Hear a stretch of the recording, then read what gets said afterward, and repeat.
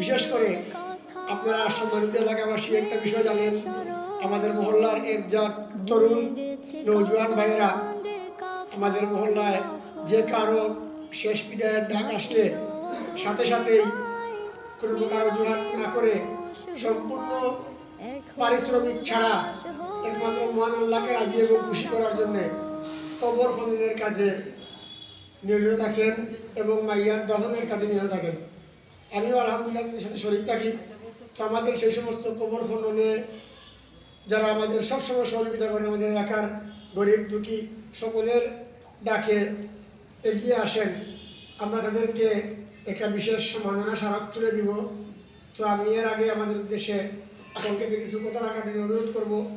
Sylhet city corporation 12 নং ওয়ার্ডের প্রাক্তন বারবারের নির্বাচিত কাউন্সিলর জনাব মোহাম্মদ সিকন্দর আলী সাহেব।